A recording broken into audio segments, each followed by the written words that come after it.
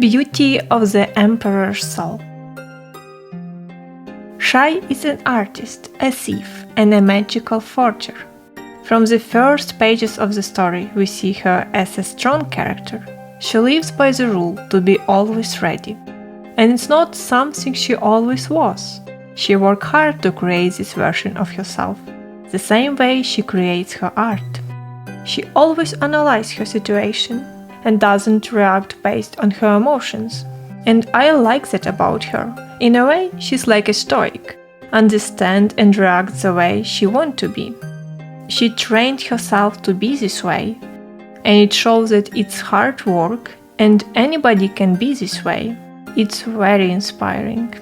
Quote, "Control yourself," she told herself forcibly. "Become someone who can deal with this." She took a deep breath and let herself become someone else, an imitation of herself who was calm, even in situations like this. It was a crude forgery, just a trick of the mind, but it worked. Passion for art. Like any true artist, she is passionate about her art, and that is the only thing that matters to her. She is a master of her craft and doesn't need others to appreciate her. She can be proud of her work without anybody knowing that it was her who created it. We can see this in the scene when she made a copy of the painting and replaced original with it, so no one would notice. Her knowing is enough. She is proud of her work and it's all she needs, because it shows that not being recognized by other people makes us who we are. In this world, a forger can create an imitation of the object by placing soul stamp on the regular object and transforming it into something different, from another historical era, for example. People like to use it to appreciate the past by decorating the room with these imitations. And stamp usually hidden, so not to ruin perfect imitation. At the same time, when she creates a forgery, she doesn't want to create just an imitation, but something of their own, something based on the experience of the object. And she would put the stamp on the visible place, not hidden, because it's not a copy, but a true forgery. The stamp will always be there, describing exactly what happened, telling the story of the object. More for her, not for people around, without a goal to create an imitation, but a better version of it, or just one of the possibilities how it could be. And there is a beauty to it, like a growth of the object itself. Like you didn't paint it, you just show it the way it can be itself, based on its own experience. The same as we can change, be whoever we want, just need to work on ourselves, to have the desire to change.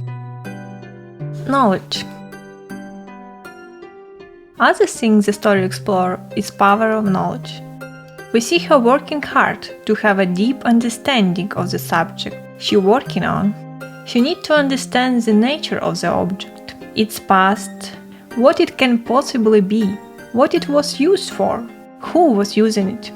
Quote, "Few people understood how much forgery was about study and research. It was an art any man or woman could learn. It required only a steady hand and an eye for details.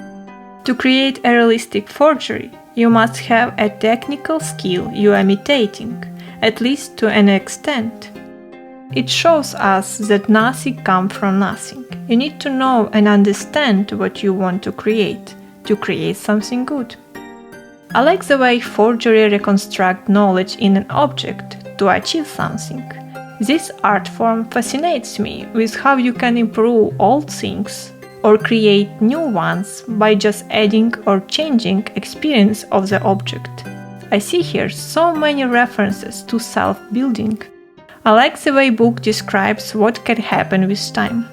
Quote, "Like if you trace the exact same image on a stack of papers every day for a year. At the end, the layers below will contain the image as well. Think of it as a hobby that you want to teach yourself, that you do all the time, and over time it becomes not a desire but a part of you through repetition. The room's growth.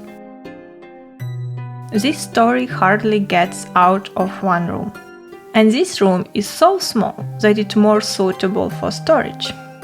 And it happens that our character has to stay there for a time of the story. Even from this situation, she completely transforms the room, creating something beautiful and homelike.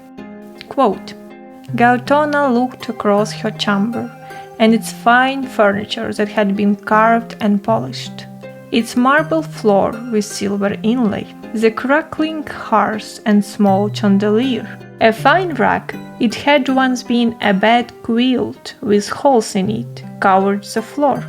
The stained glass window sparkled on the right wall, lighting the beautiful mural.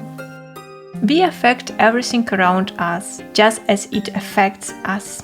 We can feel empty if the room is empty, or we can feel free and full of possibilities. Everything left its marks, whether it's you on the room or the room on you. Things I find interesting.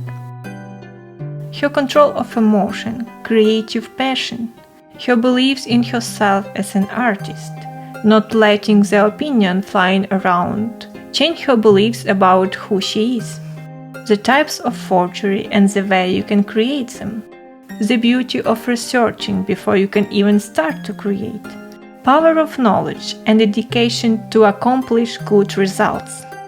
How everything can change depending on things that influence us, and who can we become if some memory would have a stronger influence on us. The people we meet and things we experience all have some place in our story.